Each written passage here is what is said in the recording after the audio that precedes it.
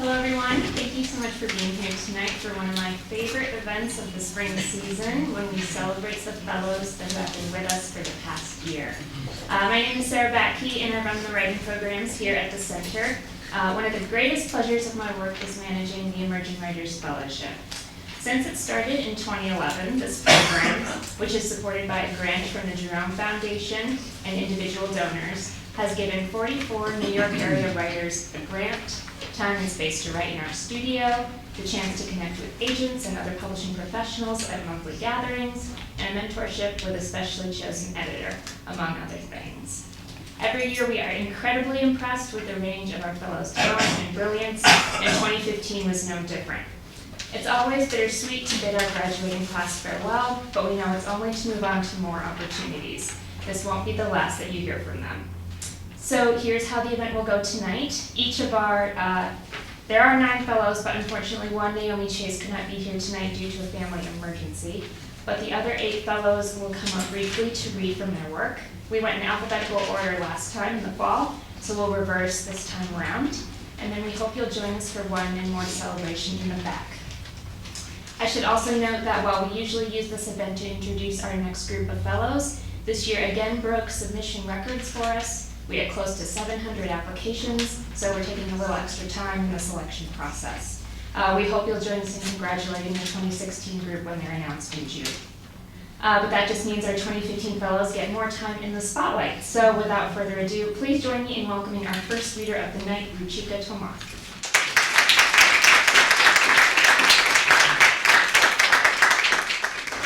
Hello. It's terrifying. Reading from my novel, which is about a young woman who disappears in the northern Nevada desert, and her best friend goes looking for her. Her best friend is an orphan raised by her grandfather, goes by the name of Lamb. Lamb took me to the Blue Creek Casino in Eagles Bay, the Lucky Feather, the Golden Bear, East River Mills. There still existed in those early days a palpable space between the second father I made him into and the bachelor he used to be. Early winter mornings, when it was cold enough for our breath to fog the air, we packed into Lamb's truck for the long drive and watched the land dip and surge across the miles, reaching under a wide, glassy sky. I slept away the day, my head bumping gently against the window, and opened my eyes to fading dusk. How the first sight of sparkling lights outside a passenger window could transfix a lonely girl.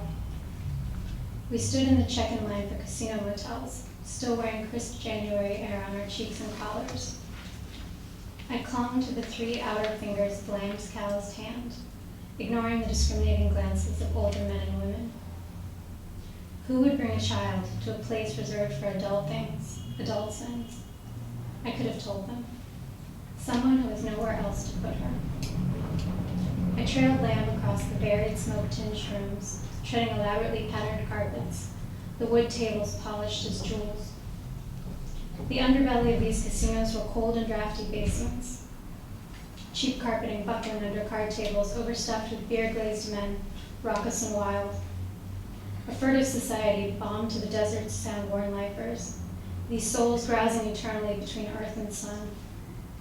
Oh yes, the West takes care of its own in these small, forgotten towns. We build in us still those cursed dreams of gold. At the East River, with a high white moon hanging in a felt sky, we arrived weary. We checked in after midnight to 2 twin beds side by side. In the middle of the night, I woke to the sound of a heavy latch falling into place. In the next bed, the sheets were mossed empty. Lamb was gone.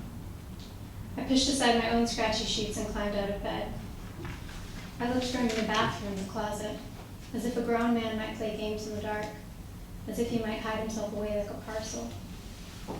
I stole into the cold hall, still muddled with sleep, wearing only a t-shirt. I took a few steps down the hall and nearly collided with an odd, dark stranger rounding the corner. He wore a high, round collar and diagonal tie, a long frock coat. He walked on without a stumble or excuse, striding, his hands behind his back. Lamb's word for a friend you meet in old places, a man you should never follow. S-P-E-C-T-E-R. The ghost brought me up short. I could have ridden the elevator down to the gaming floor, run across the carpet of players, screaming for Lamb. They'd kick us out, which wouldn't bother Lamb a bit. But he would feel he had made an error, bringing a child on one of his peculiar tours, to some place I might do little and participate in less. I was meant to spend my time amusing myself in a cafe with ice cream sundaes, a television set in the room, luxuries exotic when compared to our home that held only books and each other. These trips felt like running, but what were we running to? I returned to the doorway of our room and sat on the floor to wait. An hour passed, maybe two. When Lamb finally manifested at the end of the hall, his expression was warm and loose, his eyes bright with the faraway look of someone who had visited freedom and wished to remain there. He saw his impolitely dressed gargoyle in the doorway and bent to lift her. I didn't have to ask. He packed his bag and then my own. An hour later, ours was the only truck heading west on the 2-lane, zooming past all the other cars that took fast shape in the dark, emerging seemingly from nothing and disappearing just as quickly, a flash of headlights flashing underneath the frosted sky. Thank you.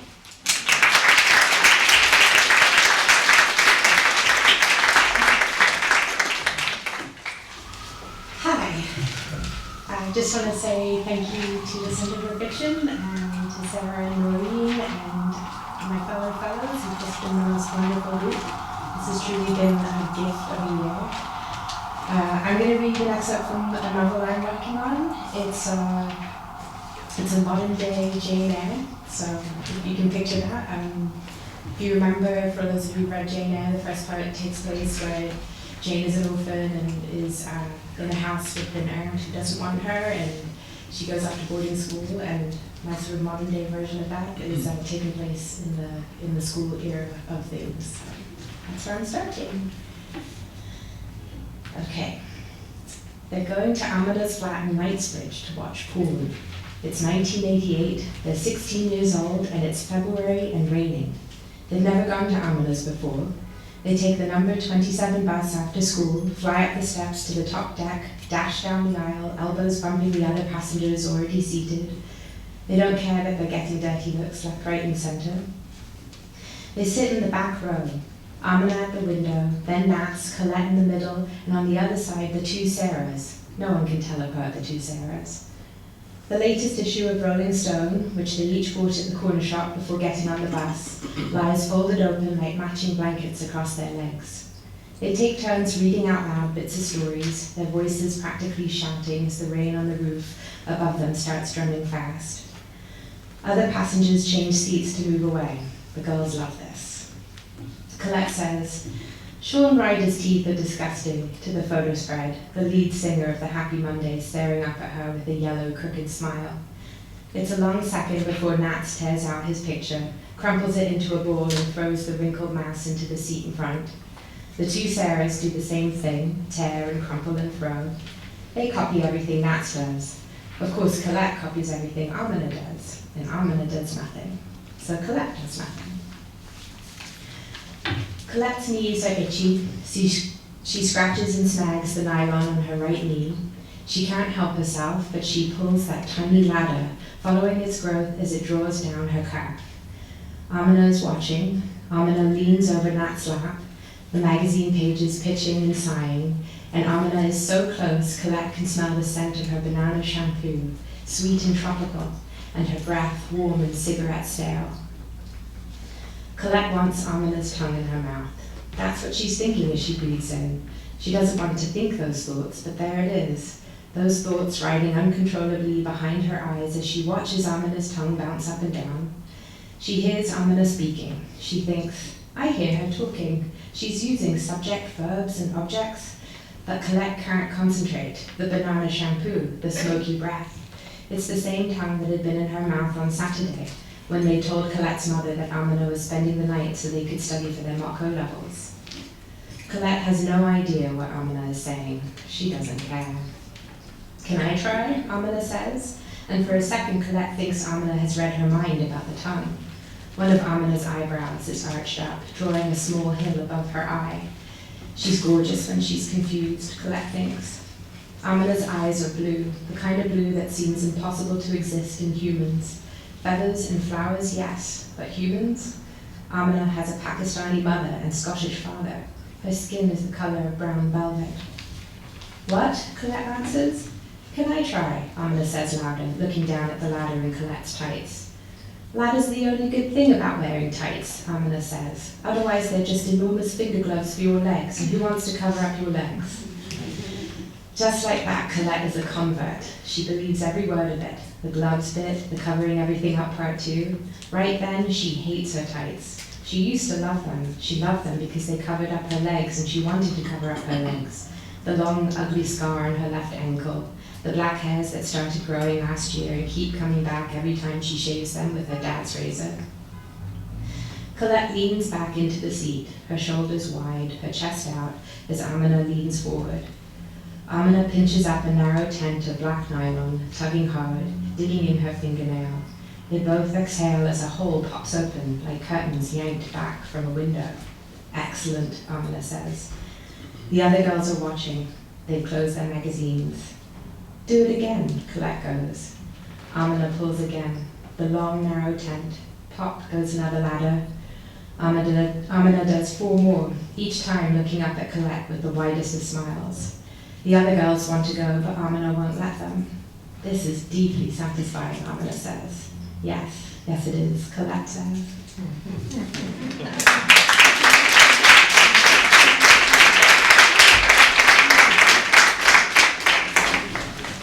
Hi, my name is Melissa Rivero. I just want to say thank you to Sarah and Noreen for what's been a wonderful year, and to the fellows. I could not have imagined being with this talented group, and you guys inspire me every day to just keep going no matter the circumstances or the obstacles. So I feel very blessed to be here and for this past year. I'm reading something from my novel in progress. What you guys need to know is this is a short scene between Anna and Lucho. They are a married Peruvian couple. They are undocumented and live in New York. Anna had waited for night to fall as if it were her quinceañera. She sat in front of a vanity, her reflection encircled by a halo of yellow bulbs that surrounded an oval mirror. She looked much older than her age. The lines on her face insisted on staying put, even when she didn't smile or squint.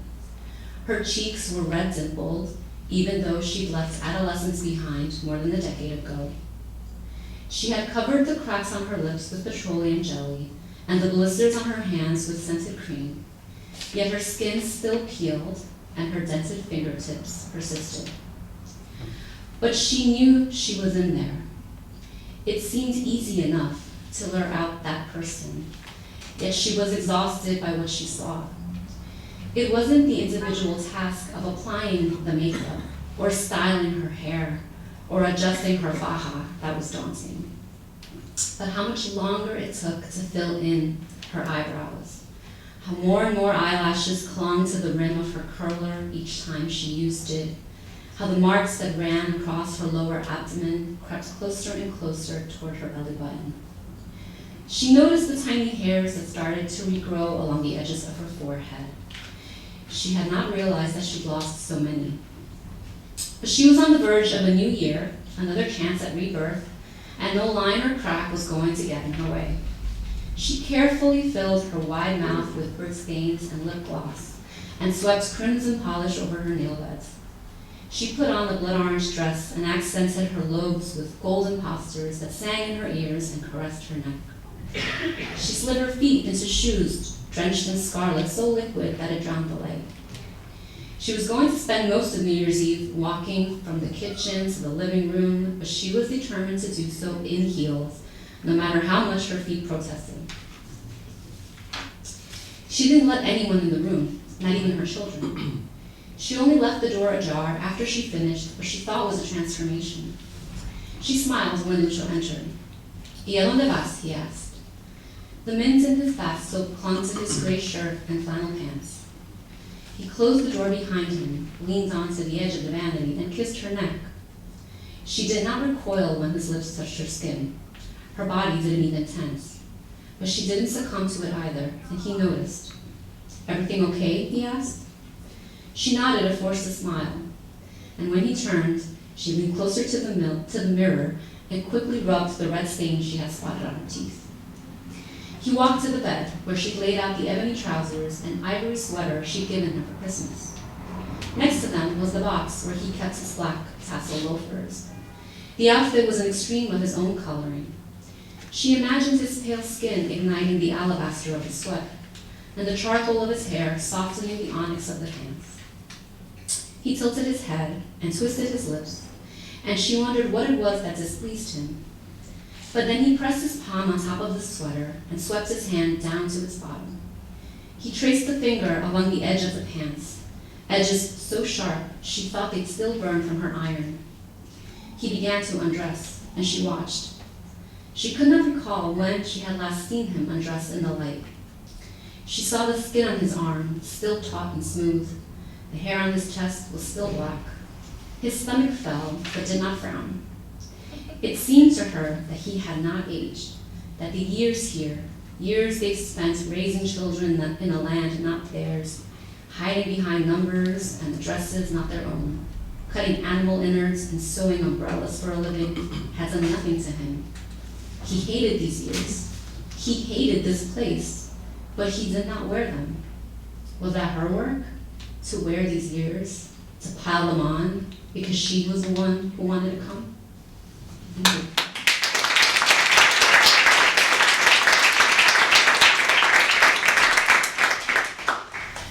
Hey everybody, thank you for coming out. I'm Steven, and thank you of course to the Center for Fiction, to Sarah and Noreen and my other fellows, and this has just been an amazing opportunity and experience I'm so grateful for. I think most of the other fellows are aware of the fact that I'm a strict adherent to the short story form, which I take a sort of weird pride in. Short stories being sort of about as practical in the publishing industry as being like a poet, maybe, or like just like like writing manifestos alone in my apartment and saving them to folders on my laptop that no one's ever going to see. So that being said, I'm going to read two really short pieces of fiction. The first is called My Friend Whose Mom Died. My friend whose mom died shows me his room. He shows me a lighter. He shows me a knife. My friend whose mom died, he shows me a grenade. Disarmed, he says, like he's teaching me the word. He shows me $17 folded inside a pencil box. He shows me a tiny animal skull, cradling it like a baby. Touch it, he says, cradling his tiny skull baby. My friend whose mom died has a tiny little skull baby, and he tells me to touch it. Touch it, he says, yanking it away before I can. My friend whose mom died, he shows me the letter K scratched into his arm. K, he says, for kill. My friend whose mom died says, I'll give you one if you want. He says, I'll give you a K if you want. My friend whose mom died shows me a game where he says, you be the girl and I'll be the boy. I am the girl and he, my friend whose mom died, is the boy, until we hear a truck pull up into the driveway. A truck pulls up into the driveway and the back door opens and my friend whose mom died says, get off. Get off, he says, and picks up a pack of cigarettes and shows it to me. He shows me a BB gun. He shows me a condom his cousin Ricky gave him, dangling it in my face. Touch it, he says, yanking it away before I can. My friend whose mom died, he shows me a photo of a lady with crooked yellow teeth. My friend whose mom died, he shows me a photo of this crooked-toothed lady and says, that's her. He says, that's her. That's my mom. He says, she's dead. My friend whose mom died, he says, she's dead. Like having a dead mom is the same as having a knife, a grenade, $17, a tiny little skull baby no one else can touch.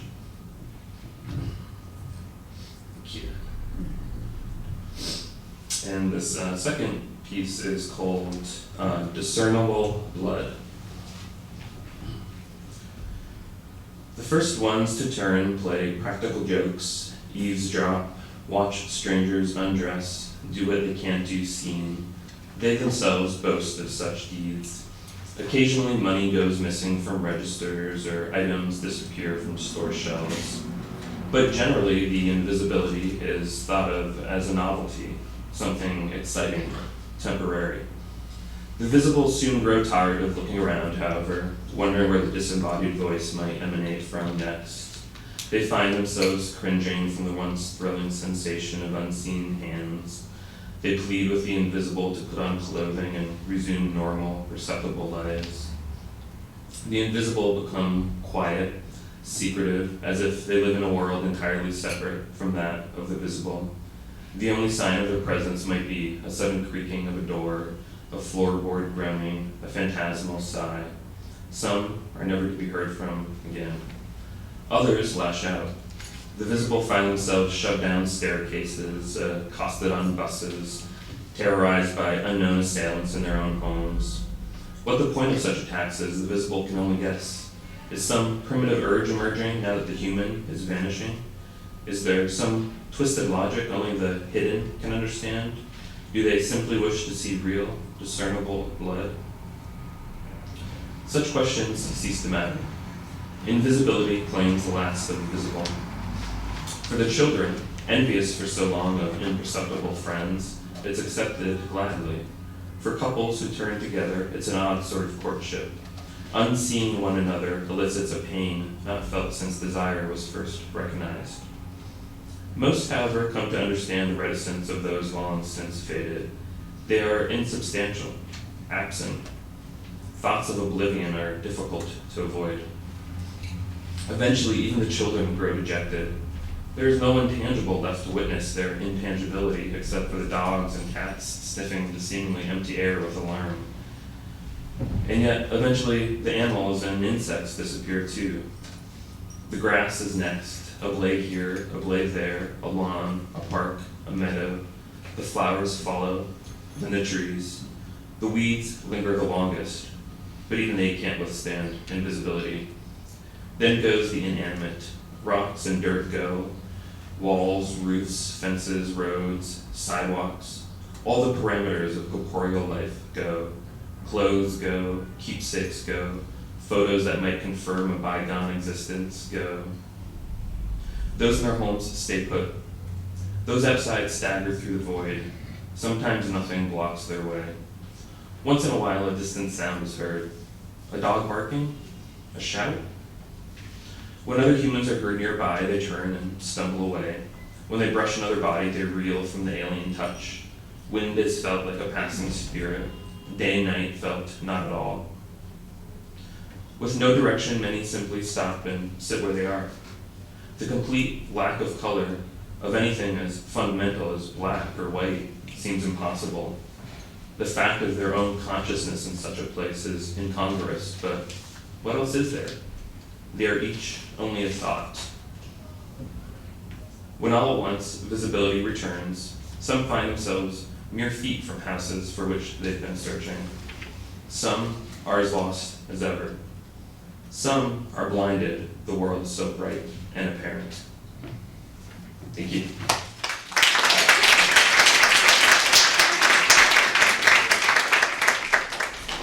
Hi. Just want to say also thank you to the other fellows. This is going to be really corny, but even though I know this is the end of the fellowship, it's the beginning of our long friendship, which is true. And it's, sorry, I warned you. But I also want to say thank you to the center, to Sarah, Noreen, to John, and everyone at the library also. You know, for all that you see here, for this kind of thing, there's like 70 or 80% other stuff that you don't see that remains invisible, that kind of support that is so invaluable and really meaningful, that's hard to sort of enumerate. So thank you for that. I'm going to do something, I'm going to read from the novel I've been working on. This makes me kind of nervous, so I'm going to read something that I just wrote, like really, really recently. We'll see how that goes. I think all you need to know is, it's the narrator is sort of, he's out with his roommate who's also dating, who's a photographer or studying photography. They're kind of walking through Chinatown. And there's a sort of brief mention of what's called decisive moment photography. So just as an example, I brought this. This is a Henri Cartier-Bresson, really famous photograph. Most people have seen it probably. It's this idea of this photograph taken at the exact moment that it's sort of, well, it's mentioned in the piece, but I just wanted to give a visual idea because it's hard in text. Oh, and his roommate's name is Savita. As usual, Savita had brought her own camera along, a small and unobtrusive analog film camera that had once belonged either to her father or her grandfather, which she used for her preferred method of documentary-style shooting. To an extent, I think the trips we made were just an excuse to give her things to photograph along the way. I was used to the process by now. At a moment I could never predict, I would turn to find she was no longer there. She had stopped some distance back. The camera would be out of her pocket, brought to her eye. Something had surpassed the threshold of everyday noticing and demanded her deeper attention. Savita was a sharing person, but these moments were like a hinge which swung her into her internal life, that brought her to herself alone. When she was finished, she would return and we'd pick up our conversation where we had left it, without comment and without apology. She knew by now I didn't mind. In fact, if I could do so without disrupting her, I would return across the span of sidewalk to stand beside her or as close as I dared behind. Often I still failed to see what she was seeing, or else what I hadn't given notice to before, what I had abandoned by not seeing, would suddenly catch me as I looked again, a small part of the world rescued by our attention.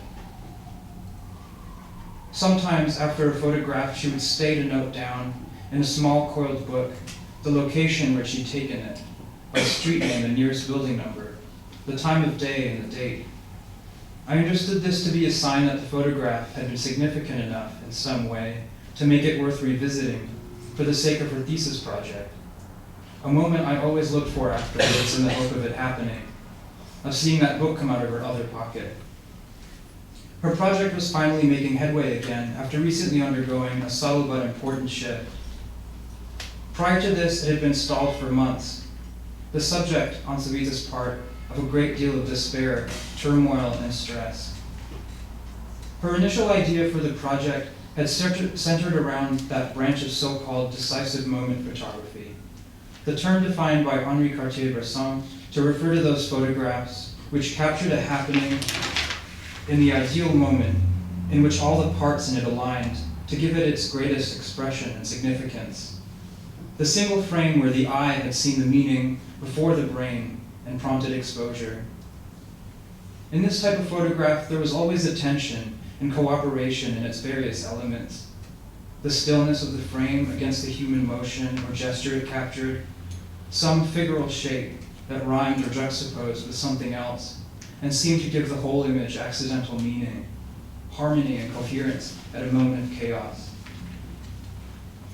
Savita's original concept had been to reenact certain of these existing documentary or decisive street photographs in settings that echoed or resembled them as closely as possible, using hired models when she could afford them, or friends, as if an homage, although really perhaps to suggest something else through them, since in trying to recreate the photographs, she had disregarded the idea behind them entirely, that they caught a moment of meaning that only had life once, in the brief instant before vanishing.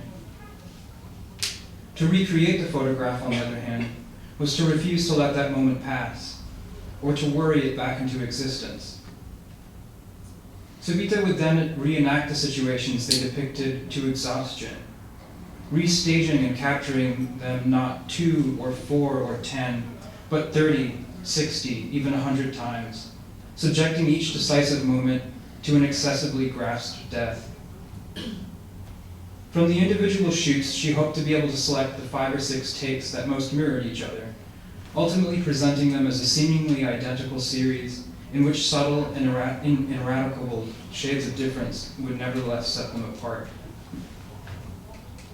In its actual execution, this idea turned out to have diminishing returns. There was simply nowhere else for the project to go. It just kept striking the same single note, with less and less resonance. She described it to me as trying to wring a towel that was already dry. And yet, for reasons she couldn't explain, she wasn't able to give it up. Rather than move on, she descended into a barren period of sleeplessness, uncertainty, and self-doubt, from which I tried but couldn't help her. The turning point came one night, months later, during what we called family dinner, a semi-regular event that involved those of us who lived in the apartment, as well as a small group of connected friends. Following the meal, spread across the chairs and the floor of our living room, over boxed wine and hash, the discussion turned at one point to her thesis. Quite naturally, we fell to performing an exegesis, collectively excavating and laying bare the tugging psychological question that seemed to be at the heart of her method. Savita mostly listened as we talked, as the rest of us, buzzed and high, pursued and built on each other's thoughts toward an answer. In their searching, obsessive desire to restore a lost moment, to force it to occur again, her reenactments, we said, at the same time seemed aware that this was an impossible desire. There was no way to go back to what had been left behind, they seemed to say.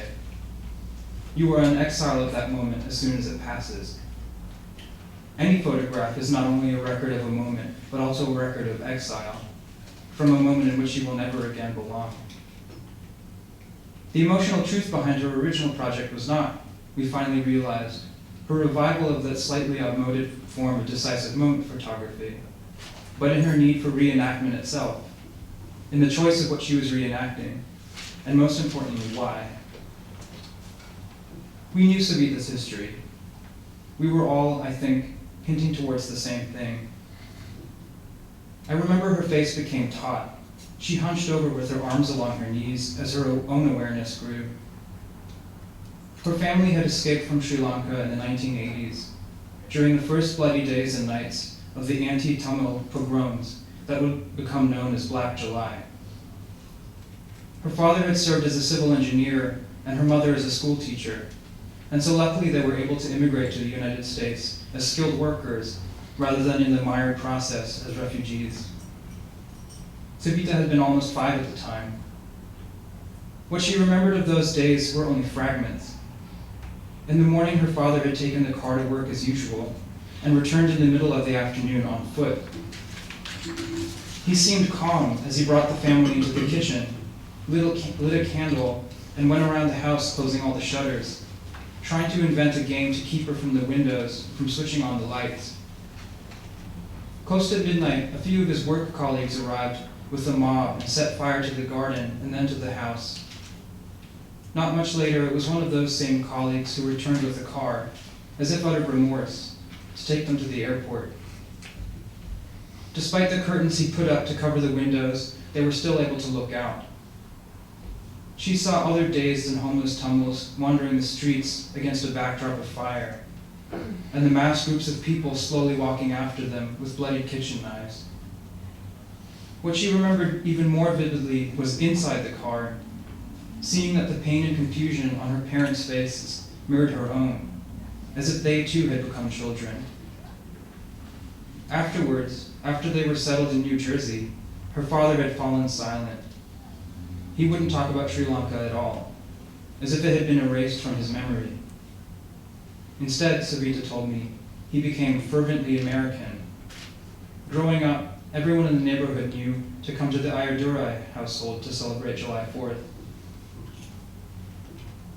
What remained of home, what had survived and still had a voice, were photographs, passed down through the generations of her family to sit in a dusty box in an attic in suburban Woodbridge, of Colombo and Batacaloa, of their old house and from trips around the country, of an unfathomable past. As soon as she opened the box that first weekend after our dinner, she knew that this was the starting material she had to work from. She would juxtapose these against photographs she'd taken around New York, her new home, which echoed or rhymed against something in the family originals, in their composition or content, in the gestures or forms, noting down their locations so that she could return at a later date to reenact them, to find and lose again their reminder of home. Thank you.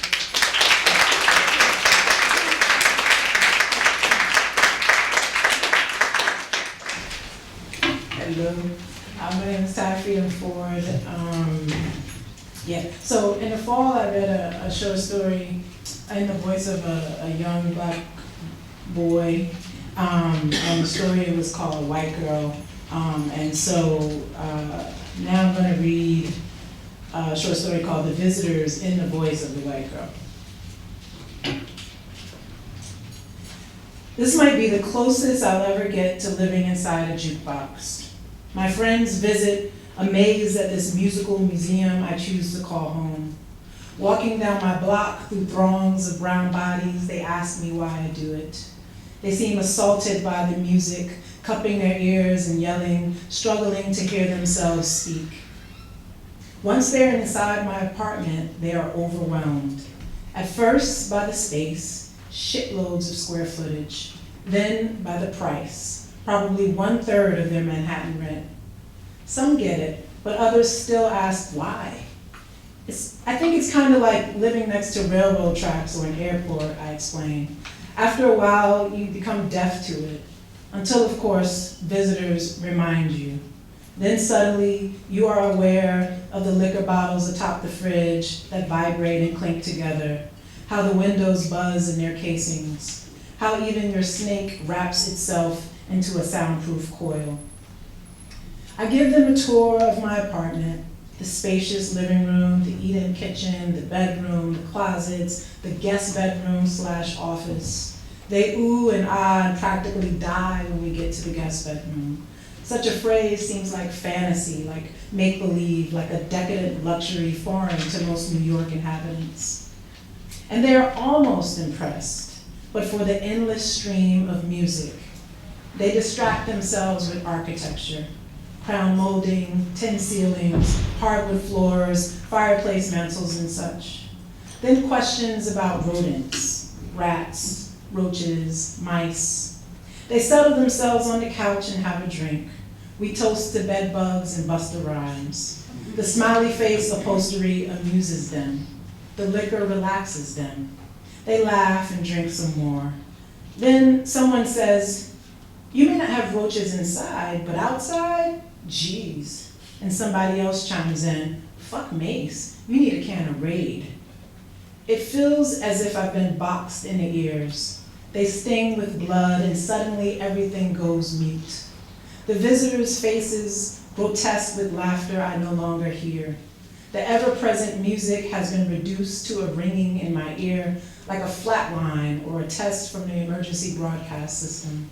And I can't figure out if I'm surprised by what they said or the ease of it, like ordering fries instead of a salad. Then guilt sucker punches me because I invited them after all and poured them vodka sodas. I began a paranoid examination of the transcripts, trying to find the exact place where I became complicit, where I gave them permission, where I said it was okay to come into my home without wiping your feet at the door. I began to fan myself frantically in an attempt not to faint. Someone says, "Oh, I just noticed you don't have AC." She presses a button on an oscillating fan, and suddenly we are in a music video. Nellie's Hot in Hair blares, and there is a mess of hair flying this way and that. Someone says, "I fucking love this song." Someone else says, "Nellie could totally get it." And part of me wants to shit myself. The other wants to hurl. At least the toilet seat is cool, but nothing comes out. I splash my face with cool water and wait for the milky complexion to return. The blood takes its time, blotching my fair skin in the process. My face looks like a world map. I'm a fucking mess, but can't quite figure out why. And that's what it boils down to, figuring out why. Of course the parents wanted to know. My mother almost froze to death, babysitting the U-Haul, worried a box of dishes might grow legs. My dad, the good Jew, marveled at the deal I was getting. This is practically $1 a square foot. It was wintertime and my neighbors were cocooned in the warmth of their apartments. But even in the cold, you could still find corner dudes huddled in their ciphers. My dad, noticing corner after corner of black guys, offered to buy me a gun. My mother, noticing corner after corner of black guys, gifted me a keychain of mace. When friends came over to help with painting and unpacking, the wise loop-de-looped. I mean, what about my takeout options, which seemed to be shitty Chinese, shitty pizza, halal fried chicken, and some pretty decent Jamaican food? And why would I want to live outside a 2-mile radius of Whole Foods? My neighbors did a double take at first, and they just stared as if it might make me disappear. When I didn't disappear, they stopped staring, and then I guess I just became that white girl to them. They didn't speak to me or ask questions directly, but their actions spoke volumes. They refused to move off the steps of the stoop when I came home. They let doors slam in my face when I entered stores behind them. Dudes tossed their cigarette stubs at my feet. Women kissed their teeth. But aside from the occasional visitor, I was the only one, the lone white girl in a sea of brown bricks and faces. I had to stand the test of time. 7 months passed and nothing changed. No cutesy coffee shops, no bodegas with organic milk, no souped-up police presence to protect my white ass, no remixed version of the neighborhood's name, no rent hikes and best of all, no white girl clones. Was I lonely? They must have wondered as I trooped past, my arms weighed down with cloth bags of green market produce. I was random, an anomaly, an eyesore maybe. Was I crazy? They had to ask. Why else would anyone voluntarily choose to live among them? I was stupid, most likely crazy, probably a spy. Was I a failure? They had heard the myth of poor white people, but had never seen one with their own eyes. I was a reject, a starving artist, a fringe dweller, probably broke. By summer, I was invisible, a no-name, a friendly ghost. I no longer spooked them, just floated to and fro with a half smile on my face. And by summer, they were no longer invisible. They'd emerged from their winter hiding places, their brown bodies taking up space on the sidewalks, in the parks, in the streets, on the corners. And where they were not physically present, their music filled the void. I couldn't avoid them. Even in my own apartment, their voices would wake me up in the middle of the night. Other nights, there'd be gunshots, firecrackers, fuck if I know. And the wise would light up the room's darkness like fireflies. Thank you.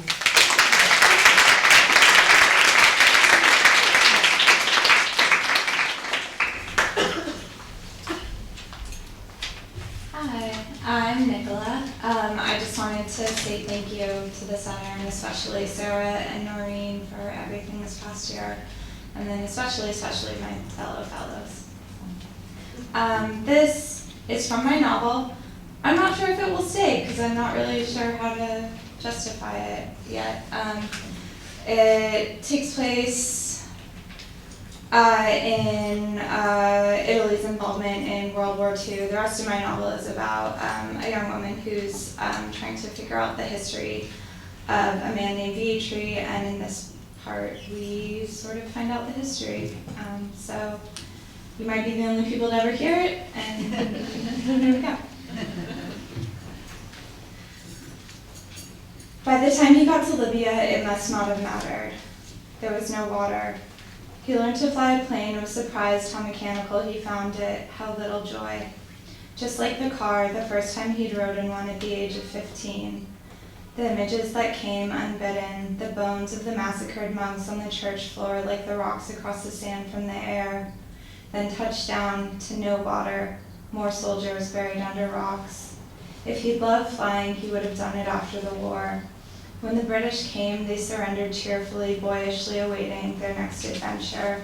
The Germans were disgusted, but who could care? Onto a boat, fresh water, tinny but fresh. The caps of waves in the sea like shark fins, how is one to tell?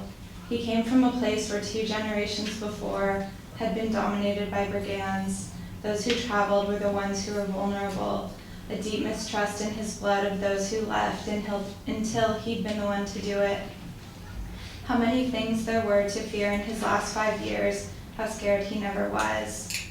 He'd only felt listless, even as boys back in his village, boys his age, died of broken bones, malaria, hunger that made their bellies round and their skin yellow. And here on the sea, imagining submarines beneath them, imagining the torpedoes hitting, How ironic that they'd be fired by their own side. Imagine being in the waves, he couldn't swim. Imagine the sharks circling. He'd never seen a shark, but the men passed stories below the hold. He realized for the first time he was from a country surrounded almost entirely by water. How much these other men's lives were shaped by it. They had their own saints, their own rituals. Their languages bore almost nothing in common. How was it, he marveled, that they were now in a hold together, heading God knows where. The rumors circulated: South Africa, now India, Australia, England, Scotland. The longer the boat trip, the more the soldiers cursed. Torpedoes.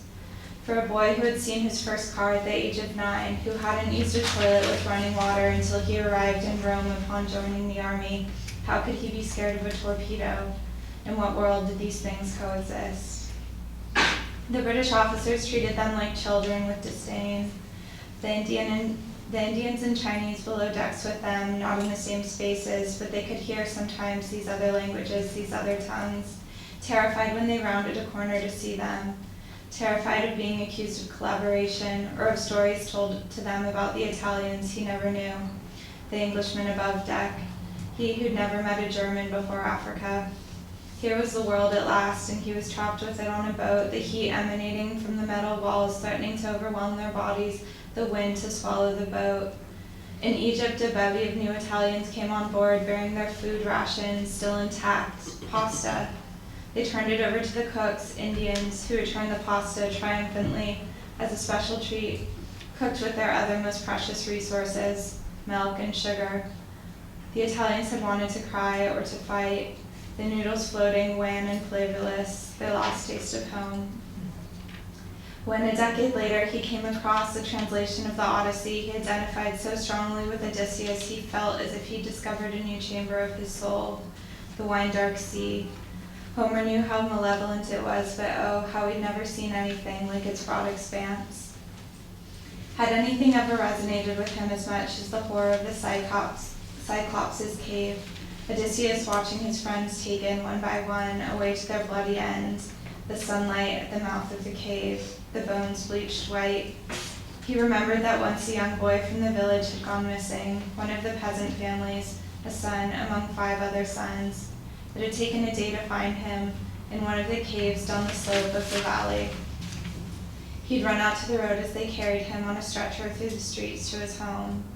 Not like the Madonna on feast day, held high, triumphant, but down at waist level, as if already all involved knew the outcome, knew the motions were only there to be gone through. The boy, unconscious and pale, the bones sticking from his thigh, yellow and jagged. It took him 3 days to die of the infection. He and the boys his age were kept inside for a day or 2 out of respect, given strict instructions not to play any longer in the caves. He never had, but now he went with his bravest friend, Gianluca, who in 20 years would be shot by a German officer shortly before the retreat from Sicily, away from the South and the approaching Americans. Shot for helping the resistance, or for stealing, or for no reason at all. That day they were 2 boys who peered into the darkness of the cave. Surreal that such darkness could exist with the sun at midday. He'd always thought it inescapable. They couldn't see the drop that had surprised the boy, just felt its presence and stayed close to the wall, facing it as if in reverence. When they returned, the mother's wail still permeating the walls of her house, echoing through the square. A strange thing that a boy like them could die. Still, what fascinated him the most was the bone erupting from its casing. He wondered if the boy had been conscious enough to marvel at his body's secrets exposed so suddenly. Wondered if his body meant more to him then or less, wondered at the pain, envious of this new vision, a vision he could never know if the boy had seen. There'd been bones, of course, in Africa, animal bones through the carcasses hung in the marketplace, the military hospital for a time, then the bones of the monks in the monastery, which he had heard the rumor of, and they were still there when he climbed the hill and moved a year later. He'd only just arrived in Africa, but he'd wanted to witness his inheritance. Thank you.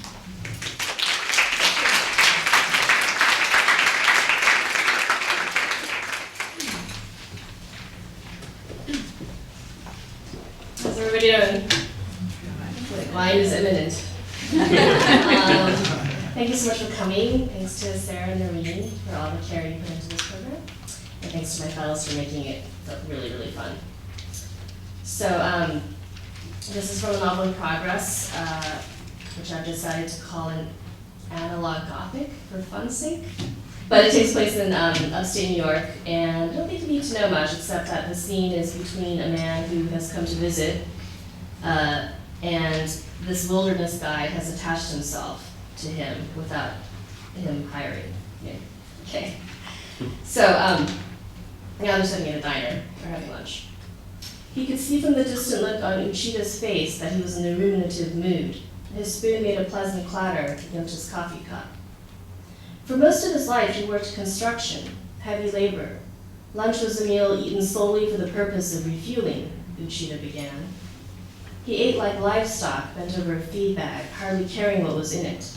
He did odd jobs too, and sidelined as a trapper. Raccoons and fishers, mostly. Here's a pro tip for you, he said, leaning forward, his hands in his steeple. Coons are crazy for skunk stink. He's not sure why. They're partial to the same victuals, so maybe the odor is a tip-off for the real motherlode, a big heap of steaming garbage. His baiting method involves squeezing the oil from a skunk's glandular sacs into a jar of still warm baking grease and smearing the goop on a tree near a trap. He shrugged. Marshmallows work too. But when he got older and more or less retired from working, lunch turned into something else entirely. He and his wife could spend their mornings on their own tasks, gardening, word jumbles, the television. Then just before noon, the deliberations would begin. What to eat for lunch? Soups and stews were preferred in winter, salads or cold noodles in the summer when the humidity was oppressive. Because of their age, the temperament of their bowels was a factor, but so too were their whims, fancies that could assert themselves with surprising fierceness. The other extreme, utter passivity, could be even worse. To reduce the frequency of impasse, they created a rule. On the designated King's Day or Queen's Day, the other would have to fall in line in the position of a vassal. He sometimes reflected that his life had trundled along his hillocks of minor triumphs, disappointments, and humiliations, the loss of vigor, the gain of glints of wisdom, all of which had to be got through to reach this simpleton's bliss. The best of these times lasted about a dozen years, and then his wife died, pneumonia.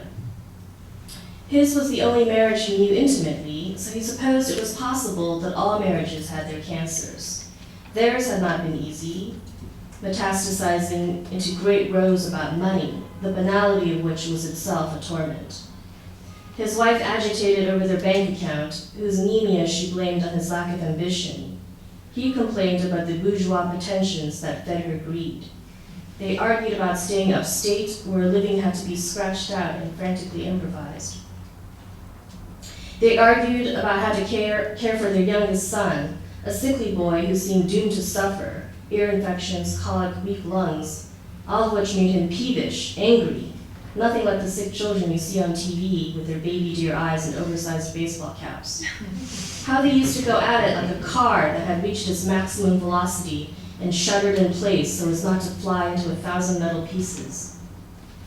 But over time, their fights lost their sharpness.